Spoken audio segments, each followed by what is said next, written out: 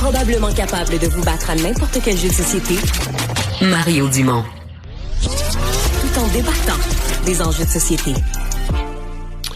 C'est un accident d'avion assez spectaculaire. Je veux dire, la nouvelle fait le tour du monde, là, vraiment, depuis hier. Ça s'est passé à Toronto, un avion de Delta, qui arrivait du Minnesota. André Turenne, ex-enquêteur au Bureau de la sécurité des transports, consultant en sécurité aviation, est avec nous. Bonjour, M. Turenne.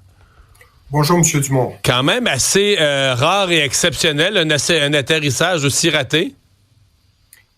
C'est bien dit. C'est bien dit. Il y a une enquête qui va se faire puis qui va être capable de déterminer, enlever beaucoup de spéculations. On a des vidéos, on voit les résultats. Fait qu'on a un appareil, je vais dire quasi intact pour un très bon examen, puis avec des enregistreurs de bord, enregistreurs de données et tout. Fait qu'il manque rien pour avoir des bons résultats. C'est quoi les hypothèses, là? Parce que je comprends que dans ce cas-ci, on était arrivé à l'atterrissage, les roues ont touché le sol, puis rapidement, on voit, on sait pas trop ce qu'on voit, des flamèches, l'avion part de travers, puis là, les ailes, il part de travers, les ailes arrachent, il roule, puis finit sur le toit, mais au point de départ, pour vous, quelles sont les hypothèses qui ont pu amener la perte de contrôle? Juste un instant, je m'excuse.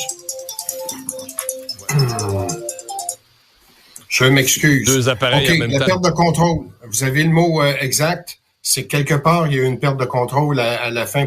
En fait, au posé de l'appareil sur la piste. OK? C'est de toute évidence. Les conditions de vent, les bourrasques ou comme toute la dynamique du vol, OK, va pouvoir être expliquée avec le déploiement des enregistreurs de vol. Ils vont être capables de faire les simulations et la dynamique du vol. On parle d'un appareil qui pèse dans les environs au moment de l'atterrissage, autour de 50 000 livres, peut-être 65 000 livres.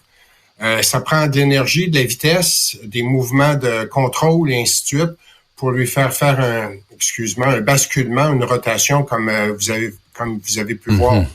Ouais. Est-ce que l'erreur de pilotage, parce que on le sait, quand un avion arrive avec des vents, des fois on doit compenser, on arrive un peu sur le travers, puis au dernier moment on le remet droit, là, je simplifie ça dans mes mots, mais est-ce qu'une erreur de pilotage, de gestion du vent pourrait être en cause? Est-ce que c'est une des hypothèses? C'est certainement une hypothèse. Puis ce qui arrive, c'est que, encore là, tous les vidéos qui ont été mises disponibles, qui ont été vues depuis hier, depuis l'événement, nous permettent de tirer certaines conclusions comme celui-là que vous voyez. Mais ce qui est le plus important, ce sont les banques de données, le Flight Data Recorder, l'enregistreur de bord, qui a des centaines de paramètres de vol, les mouvements des commandes de vol, celles qui sont les mouvements qui sont commandés par l'équipage. Et par la suite, il va y avoir le bris de l'aile droite, ainsi de suite, qui va tout être examiné. Puis, pour arriver vraiment à la simulation et avec toutes les calculs qu'ils vont faire dedans, ils vont être capables de savoir le taux de descente, les vitesses, les mouvements qui ont été faits, les vents, les perturbations qu'il y a eu autour de ça. Fait que ça va enlever toutes les spéculations. Et le risque que l'erreur de pilotage soit là, ou qu'il y a eu une réaction peut-être adverse, ça va être, on va dire, confirmé, puis il va être aussi expliqué. Quand vous regardez les images, on a 18 blessés, 3 blessés graves. Est-ce que vous considérez qu'on a été chanceux malgré tout dans ce malheur? Extrêmement chanceux. Ça aurait pu être bien pire, là. Hein? Ah oui. C'est une chance extrême. Un appareil qui, exemple, l'impact avec le sol, comme je l'ai vu, j'aurais pensé que les occupants arrière auraient probablement eu des blessures au dos, au moment de l'impact.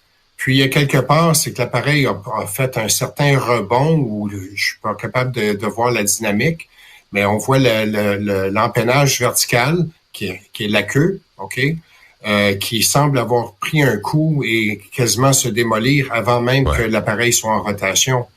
Comme on dit, ils ont dû se faire... Il y a des dommages. Il y a eu des gens qui ont été chanceux de sortir pratiquement par eux-mêmes de cet appareil-là, puis qu'il n'y ait pas eu d'incendie. C'est pas loin du miracle. Ils ont été bénis. Ouais. M. Turenne, merci beaucoup de nous avoir parlé. Au revoir. Ça fait plaisir, M. Dumont. Au revoir.